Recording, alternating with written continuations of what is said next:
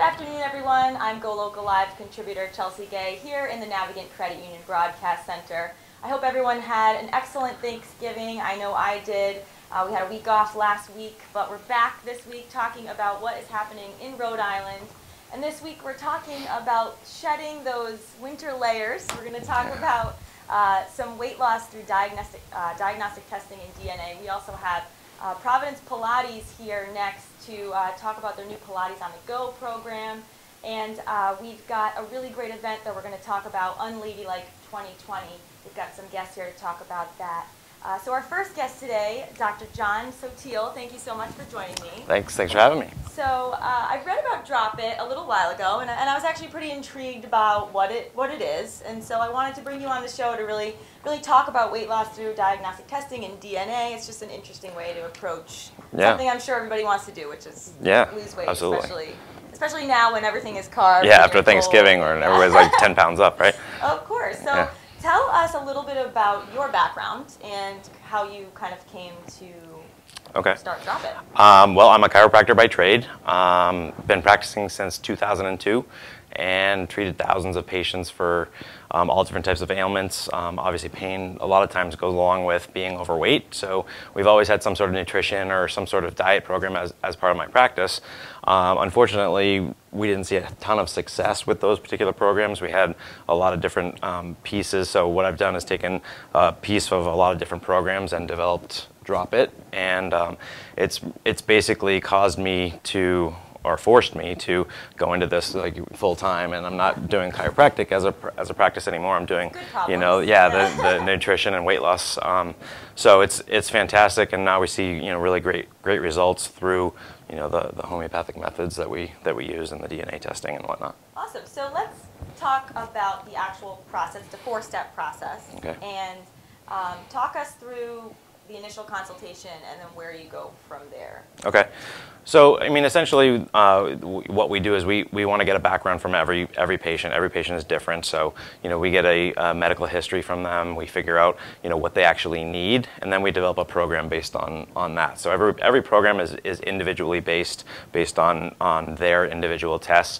We do a body composition analysis that basically tells us how their metabolism is working, how they can actually see results through this program, and then once I devise the program, then it's a matter of those 4 steps that you were talking about. The first phase is basically a prep phase to prep you for the program. That's actually the fat loading, believe it or not. So it's not something that it's a little bit.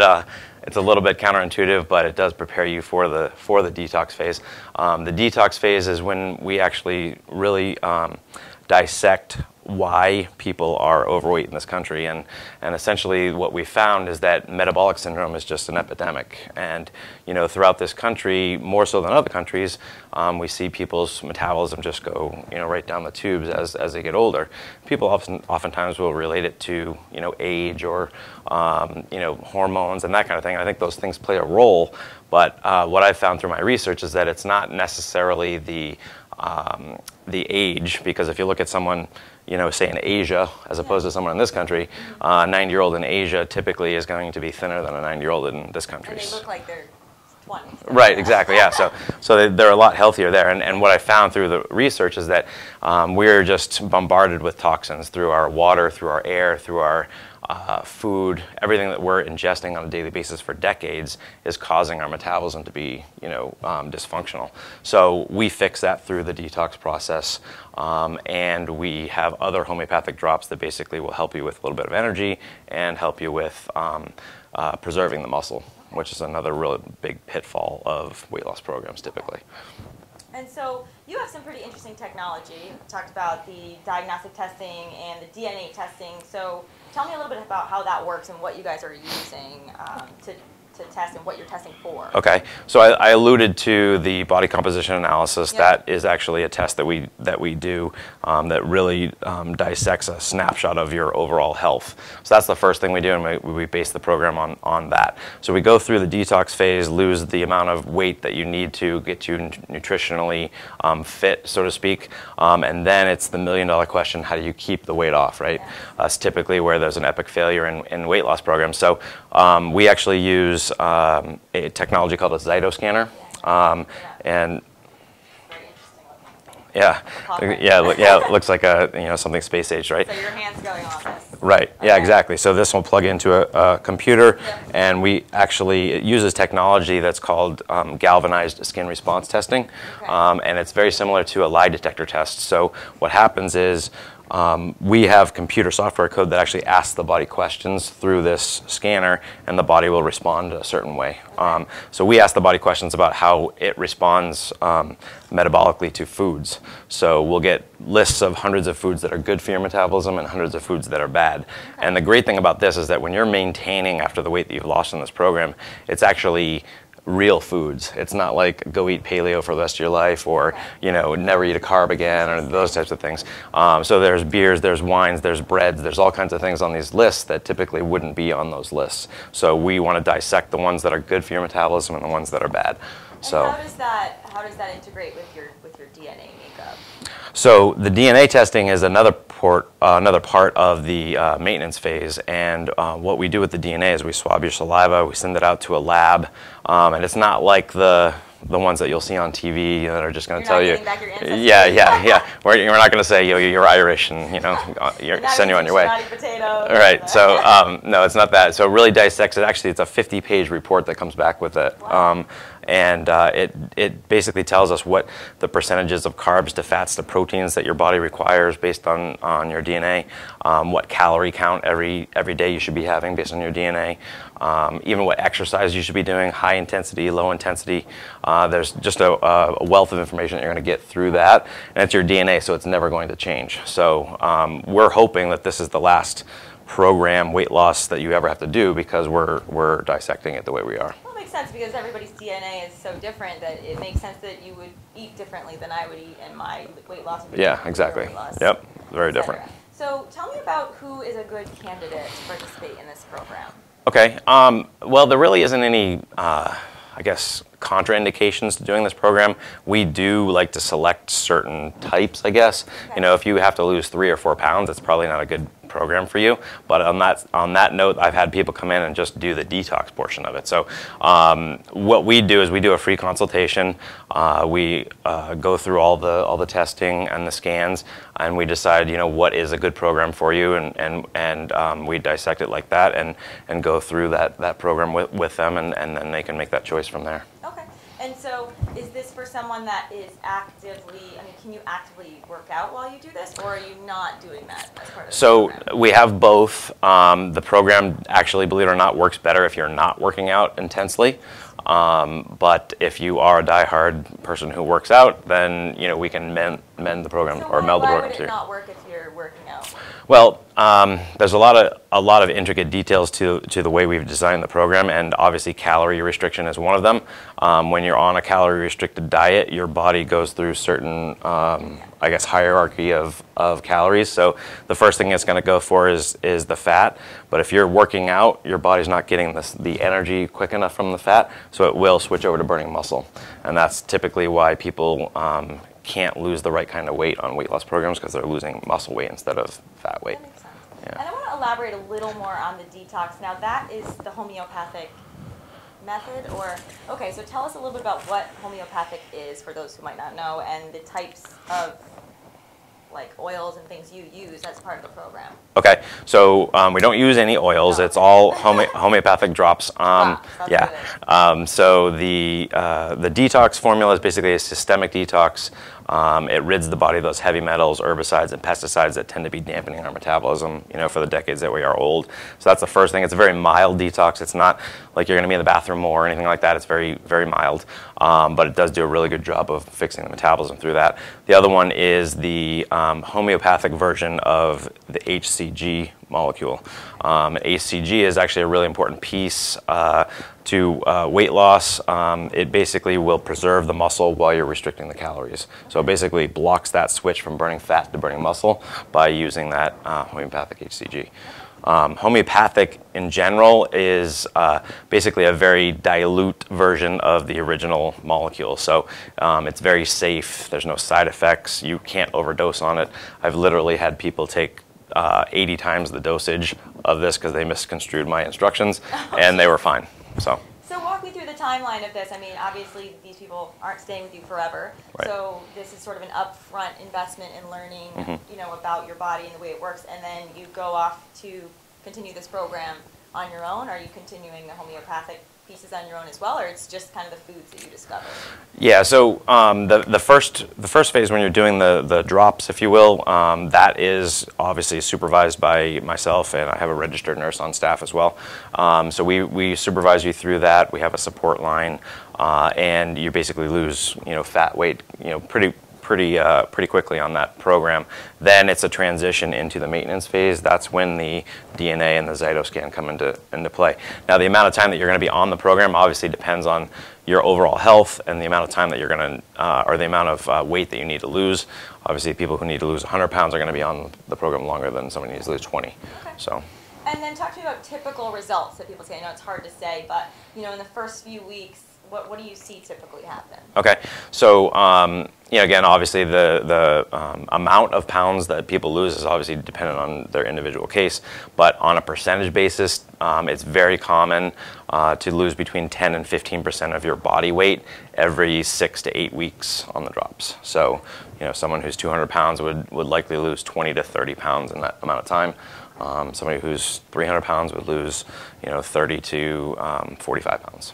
And talk to me about your differences from the competition. Obviously, this is a more medically based weight loss program, but why is this better than something like a Jenny Craig or any of the online weight loss programs you can do now? Yeah, so the reason why I developed this program is because of the epic failures of other weight loss programs, because you see people doing the whole yo-yo diet thing, right? So the biggest thing is fixing the metabolism through the detox is something that relatively no one does. So they don't address the metabolism, and then the other thing is they don't preserve the muscle. So in every weight loss program, if you're restricting calories, you're burning muscle in some shape or fashion.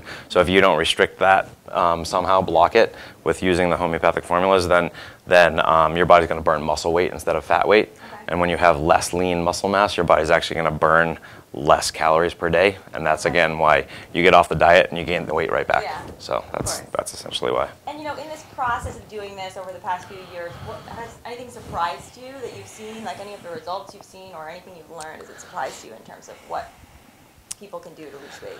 I guess the thing that has surprised me the most is that is the people getting off medications like high blood pressure meds, diabetes meds, high cholesterol meds. People just saying, "Oh my gosh, I feel so great on this program." Like typically when you're dieting, people are like miserable.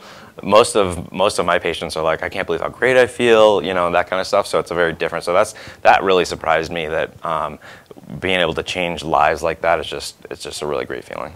And so if someone does want to get started, what's the easiest way to reach you and to set up an appointment? One of the things that we're doing right now is we have a webinar that you can access. If you're tech savvy, with a smartphone, you can text "drop it," one word, DROPIT, to the number 72000, so 72,000. So drop it to 72,000. That will get you in the links to watching the webinar, and then also a free consultation, with me. So that's the first way. The other thing is you could go to my website, which is www.dropitnow.net, and there's a lot of information there as well. Perfect. Well, thank you so much for joining us today. Yeah, thanks for having me. This is awesome. Having you on the show, Dr. John Sotil from Drop It. So if you're interested in checking it out, feel free to check out the Facebook or the website, as John mentioned. We'll be back talking to Providence Pilates next. Stay tuned. Don't go anywhere.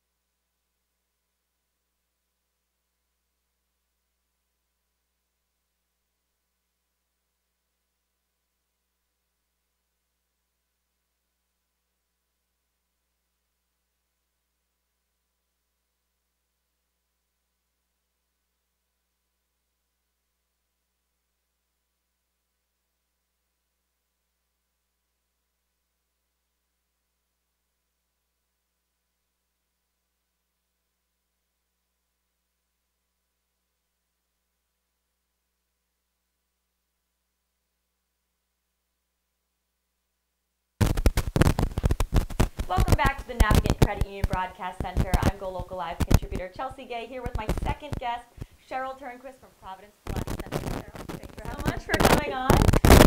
So Providence Pilates is sort of like a fitness staple in downtown, I would say. You guys have been around 18 years now. Approximately, yeah. Yep, I'm on the east side. Yep. Yep. Oh, sorry. I always That's say okay. downtown when I'm on the east side. I know. I see sort of the the same. building like 50 okay. feet. Walk up that way. So tell me a little bit about your background, because you've been in the Pilates space way before you opened.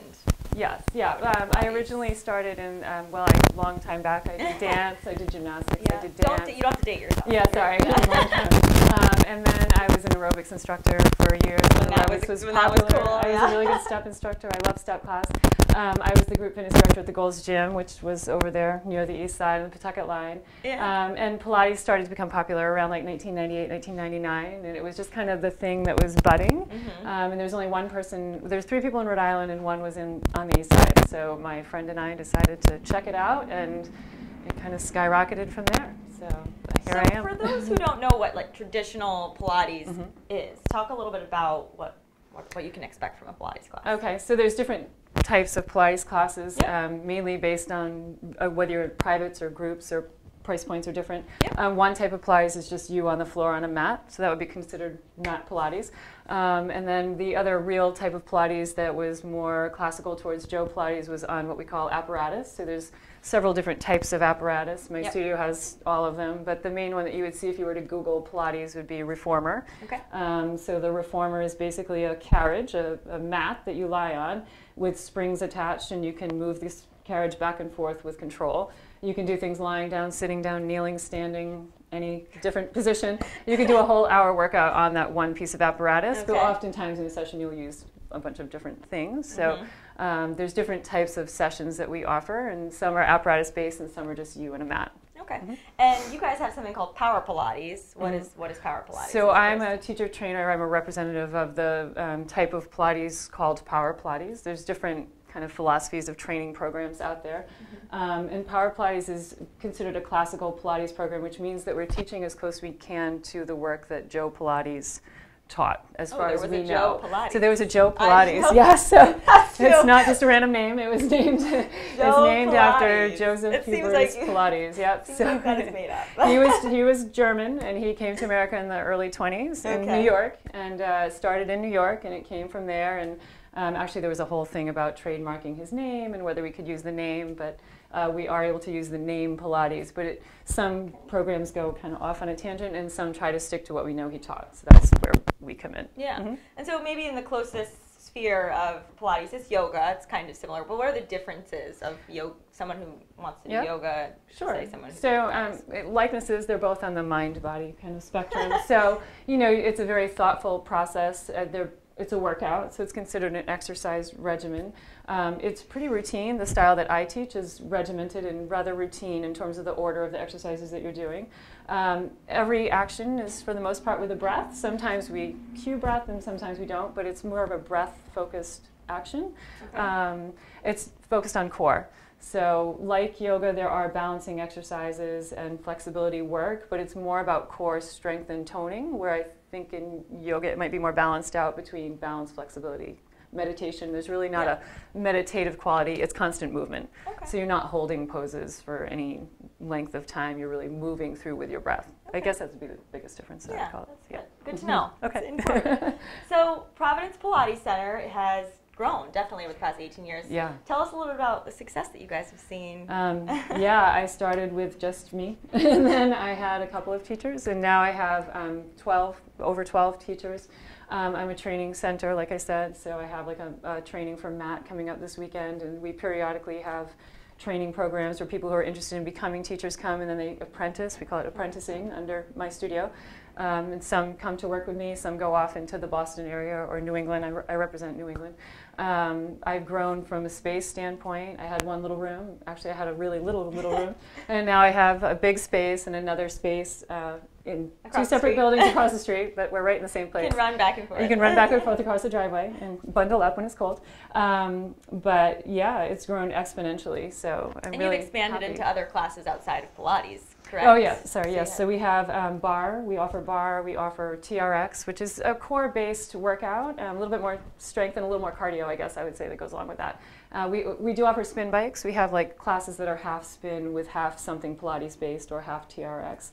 And then we have, the private sessions on these apparatus. We have reformer sessions, then we have what we call tower sessions, which are mats on the ground. Yeah. And talk about your clientele. Are you generally seeing women come in to do this? How have you seen men kind of extend out into Pilates? Or? Yeah, I would say we probably have a third men and 2/3 female. Okay.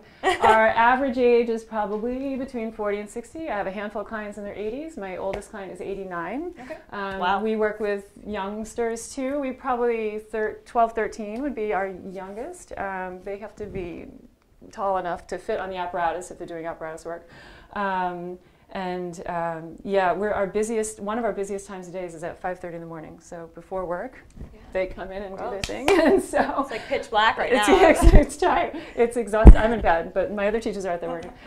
It's not your favorite. It's not my favorite time of day. But we are open 7 days a week, and we have classes from 5:30 in the morning until 9 o'clock at night. Our group classes are mainly morning, and then afternoon, like a typical gym would run group classes, and then we have a lot of our individual sessions throughout the course of the day. Okay, and you recently launched an online class program. Yeah. So let's talk a little bit about that. How did that get started, and how can people get involved in that? Is that supplemental to actually? Yep. So we call it Pilates on the Go, and basically I've made some videos for Power Pilates out of New York. So I felt comfortable with filming workout videos. So right now we have 4 30-minute videos that anyone can purchase online through the website, and you can start. There's one that's beginner, there's one that's intermediate, there's one that's more advanced, I'd say, and then there's one that uses a prop, the magic circle. So, so that's for people that are supplementing. Maybe they're coming in sometimes and other times. It could be. Who do you find is using that? I originally thought it was going to be a great program for people who are traveling. We have a lot of clients who either travel a lot or maybe even go to Florida for the winter, and we're like, we wish we could take you with me. And I'm like, okay, now you can. Now you can, because I can't come to Florida. But that was the original idea, but there is a beginner level workout that anyone could do. It would probably be best if you had questions about it to come in and make sure you can clarify what you might be doing or get corrections on things, but it's definitely taught in a way that you can see other bodies. There's 2 people that are moving on the floor, and there's one doing it one way and one doing a little bit more challenging way. So it's taught in a way where you can see how to do it for you. Okay. Yeah. And do you find that a lot of the people are coming to the studio every day, or is it something that they're doing Pilates as a supplement for other things? Or we have some clients that come 5 days a week, and then we have some that come 1 time a week. We suggest 2 to 3 times a week from a body memory standpoint and getting the most out of it progression-wise.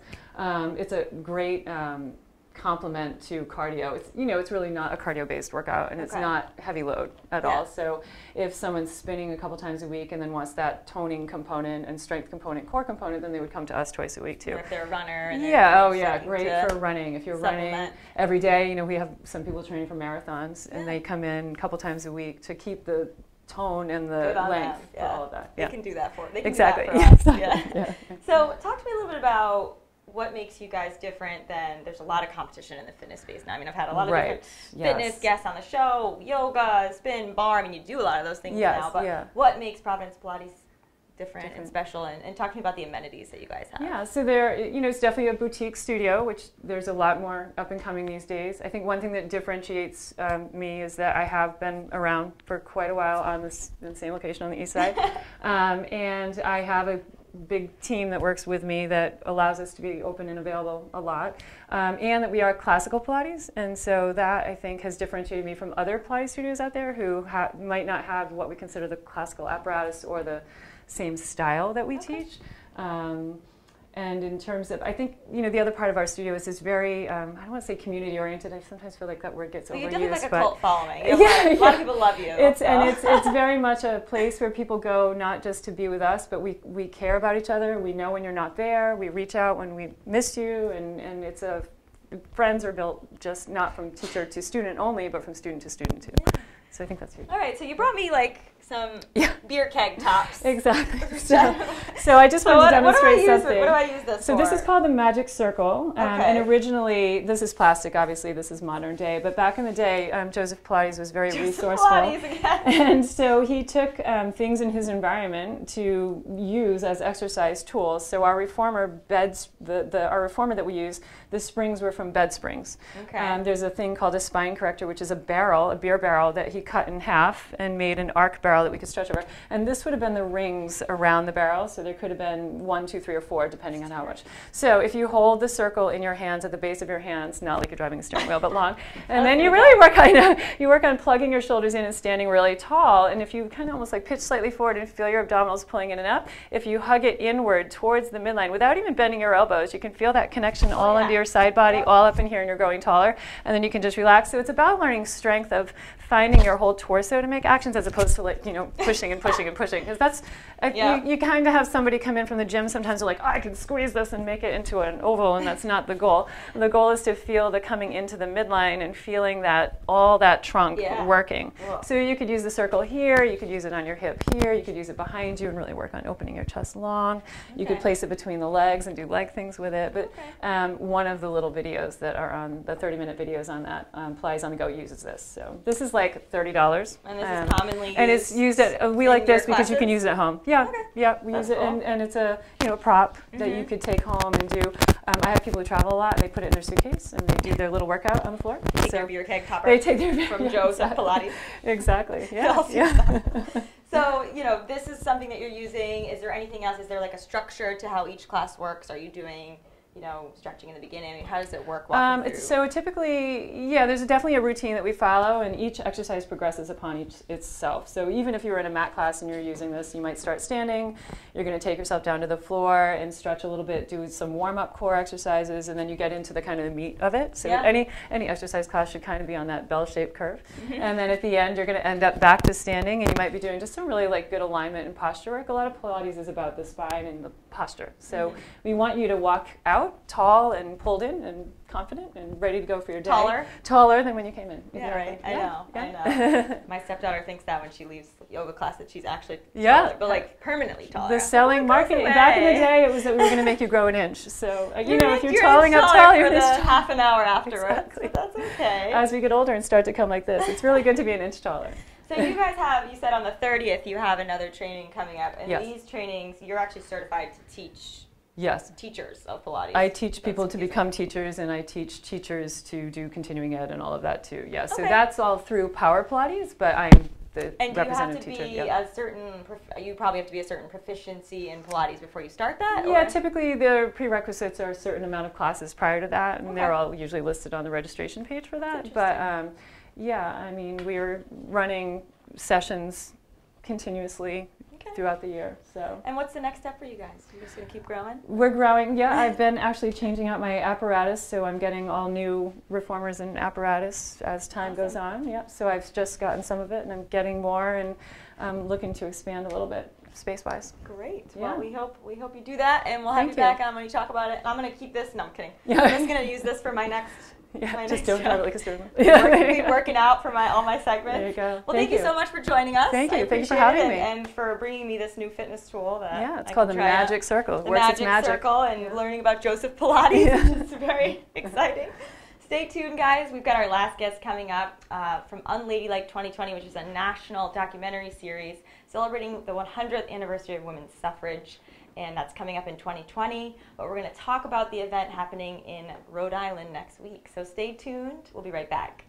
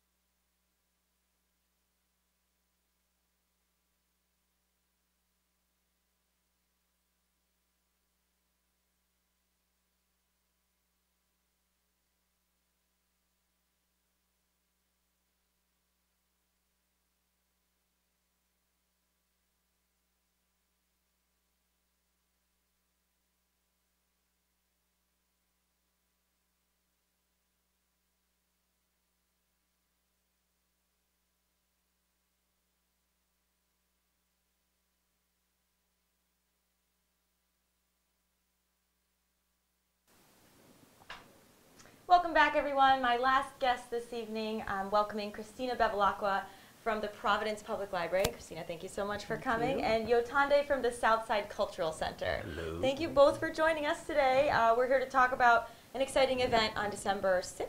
Correct. Yes, so that is 2 Tuesdays from now, or is it this Tuesday? Next Thursday. Next Thursday, okay. I'm not having right. time anymore. I can't Thursday. believe we're in December. Just Denial. That's crazy. So before we get into this event, it's really exciting, and it's, you know, 2 women from Rhode Island suffrage are involved in it, which is really great. Give us a little overview of your backgrounds, one at a time. You know, don't talk over each other. You want to go first? I'll go first. So I'm still new. I'm still a new roadie. I'm here since 2016. I'm the program director at Southside Cultural Center. I'm also a choreographer and a dancer. And I'm originally from Chicago, the Windy City, and came here from New York. Yeah, that's my thing. Okay, great. And Christina, what's going on over at the library? I am the Programs and Exhibitions Director at Providence Public Library. I've been at my job for exactly a year.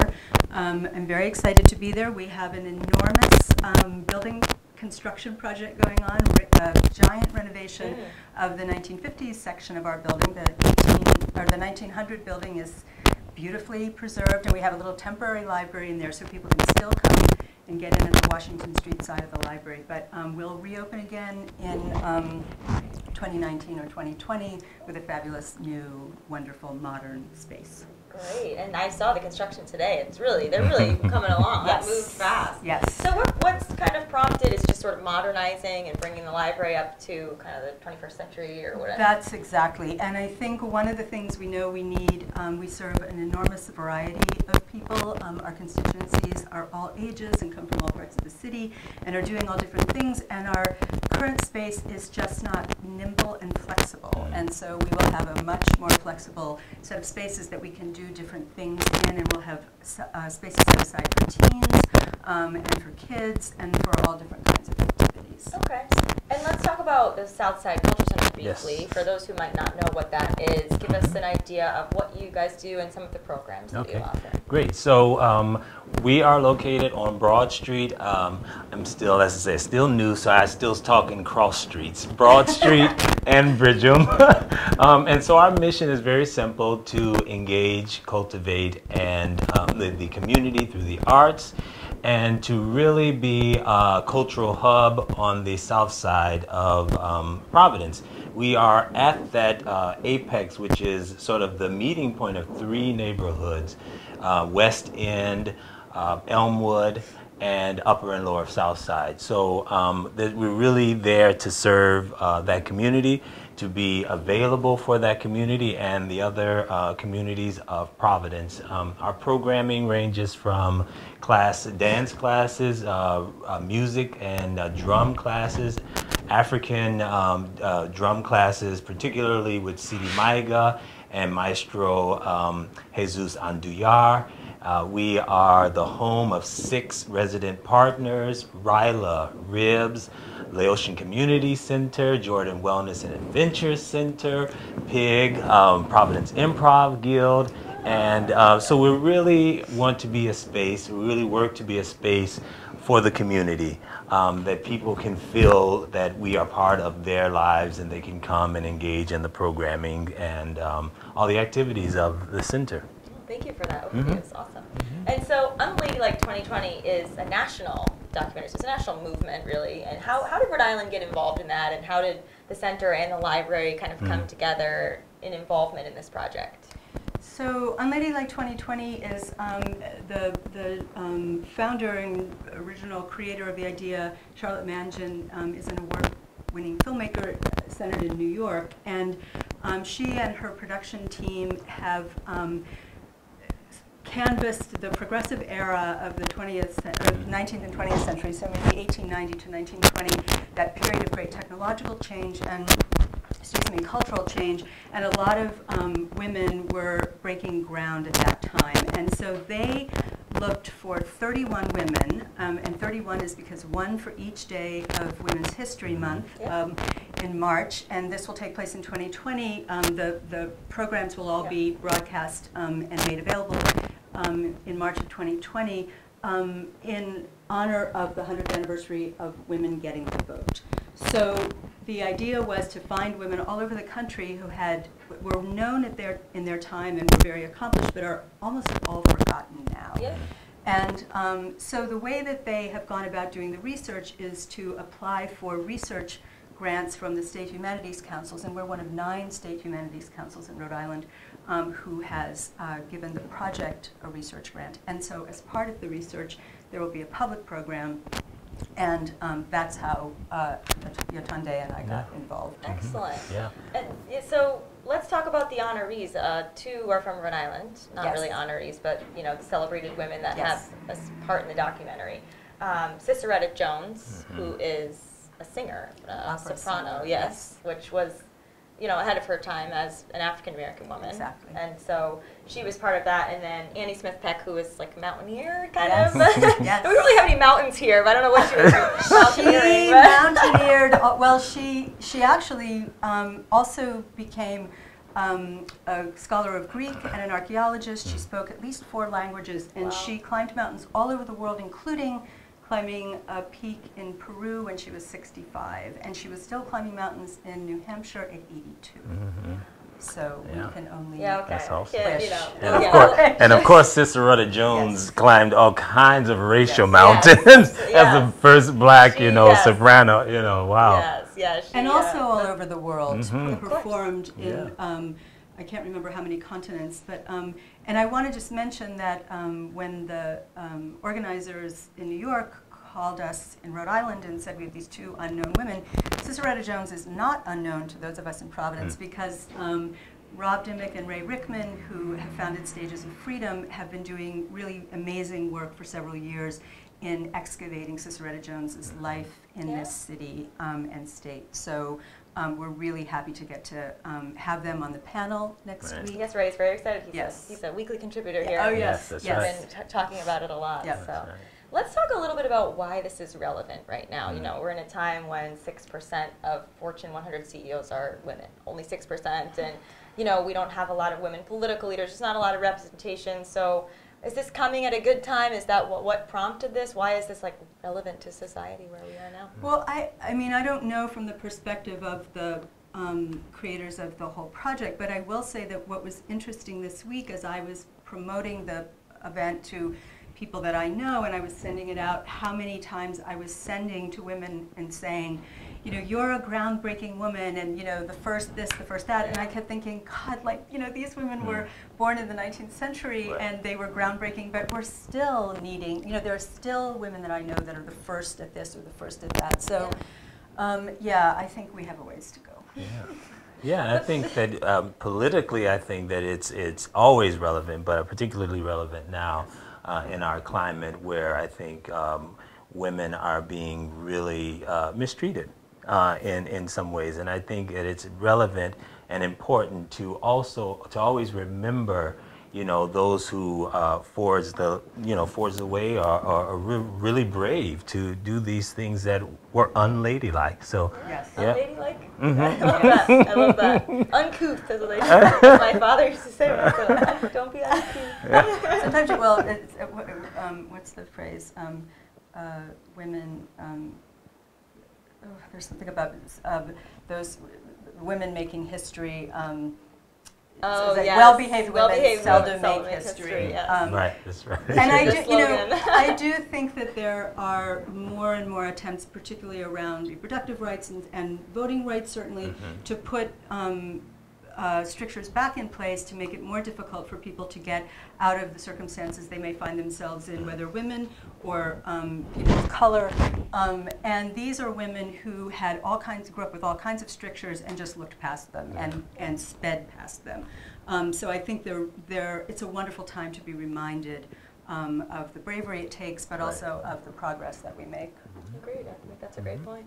And so the event on the 6th is going to feature a panel and also a pre-screening of one of the parts of the documentary series, correct? Because the full series doesn't actually launch until March 1 of 2020, but we're going to be seeing a piece of one of the documentaries or the whole thing. We're going to see a piece of the trailer and a piece of one, and it's Bessie Coleman, who was the first African-American aviatrix. She was Aviatrix. I like that. Pilot. I like that. An aviator. So that'll be exciting. And I should mention also that these are animated, and Amelie Chaban is the animator, and the animations, the little bit that I've seen, are just absolutely beautiful. Yeah. So I think that really adds to the series as well. And so the event is, you're moderating the event. I'm and moderating the it's panel conversation. The panel, yes. So, and who is on the panel?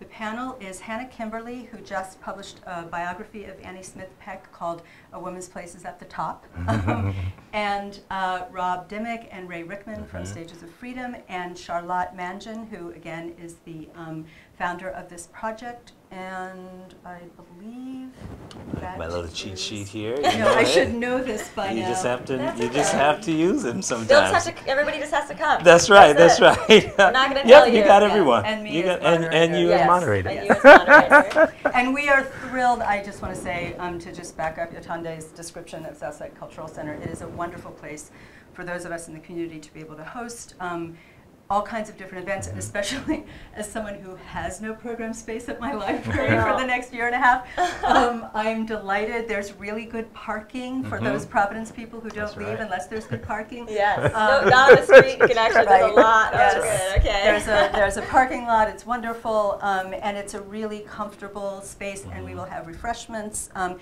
Charlotte will be talking about her process. And I know the other person we left off who's on the panel is Morgan Greff, the executive director of Rhode Island Historical Society. Okay. Yes. That's who- fitting. Yes, and so Morgan is not only very knowledgeable about Rhode Island history and women in Rhode Island, so I think she can help us look at how these women fit into the context and how they really were outliers in the way that they went about their lives. But also she and Ray and Rob can talk about what it's like to look in archives for people who have not necessarily been, their histories have not been preserved there, and how difficult that work is. And so, do you know anything about the selection process for the 2 Rhode Island women that were chosen, or is it? I don't, and I don't know who the other women in the series are, so it's a little bit of a mystery. I mean, obviously I knew about Cicera Jones because of Robin Ray's work, but I knew a little bit about Annie Smith Peck. When I worked at the Providence Athenaeum, we had a couple of researchers who were interested in her. But you know, again, she is really just, she had this fantastic, amazing career, and very, very few people have heard of her. Yeah, So. absolutely. And so the event starts at 5:30. 5:30. Correct. Yep. And it's got the panel, you've got the screening. What do you hope people leave the event feeling? What do you hope the impact is on the attendees? Yeah, I think that in my conversations with the organizers, and one of the real exciting possible outcomes is the community engagement, to really get people into this conversation about history, about women's history. And I think that with this being a national project, that it will sort of add to the cultural landscape of the conversations that are already happening, and then will give Providence community an opportunity to really add make their contribution to the conversation. Excellent. So we're definitely looking forward to that. Okay. Yeah. And I know the public library doesn't really have any events coming up because you Well, have no space. we do. Just not in the library. Not in the library, but another project that we work collaboratively with Trinity Rep, our neighbors on Empire Street, and we have a program called Context and Conversation. There's one that happens with each play of the season. And the next play is Black Odyssey, and we will have that event at Sophia Academy on January 17th. Because this is Providence and there are no degrees of separation, Yatande is the choreographer for Black Odyssey. So we will be, we're in constant communication about one project and another. But I'm very excited about that. That will also be a panel looking a lot at kind of related to this conversation, erasure of histories and what it means to reclaim our stories and our histories. Excellent. And so And free and open to the public. So. Oh, good. And so is the Yes, Unladylike event yes, as well, absolutely. free with refreshments. Mm-hmm. And yeah, I just want to be sure that we mention that this was also a result of funding from the Rhode Island Council for the Humanities. So. And how about anything new and exciting happening at the Cultural Center? Yes, well, to keep on this journey of acknowledging women in our lives, we have a wonderful event that's coming up just 2 days after that event, December 8th. It is a a reading of Rose Weaver, and it's two of her readings, two of her new texts, and they're stage readings. And that's going to happen on that Saturday at 2 p.m. At Southside Cultural Center of Rhode Island. And then on December 16th, December 15th, the Saturday the 15th, we have our wonderful annual holiday market and cultural extravaganza. Okay. That is free and open to the public. It is vendors, there are performers, there is food. Come and buy and celebrate the holiday season at SCCRI. But first, come to Rose Weaver's show at 2 o'clock on the 8th. Perfect. So that's what we got up our sleeve. Oh, in just a few things. Yeah. You're not busy at all. Yeah. Well, thank you both so much, Yes. Christina Yatande, for joining me. And we hope everybody comes out to Yes, check out the we event do. on Yes, the 6th, please 5:30. Listen to the panel, watch the documentary, little blurb. Mhm. not the And there whole will be a thing, public conversation after the panel, so there's Oh, time to excellent. ask questions to of the everybody. director, Yes. and Yep. you know, she is not without some famousness. too. Yes, I mean, yes, she's, yes. Very, very she's accomplished. she's an for accomplished sure. director Yes. in New York, so that'll be exciting to have that conversation. And we love everything you're doing, so we Thank you, appreciate you thank you, guys thank coming you. on. Anytime you want to come on and talk about what's Thank next, you. let me know. And thank you to our viewers for tuning in today. We hope you have a great rest of the week. Stay warm this weekend. We'll be back next Thursday for another segment of What's Happening in Rhode Island.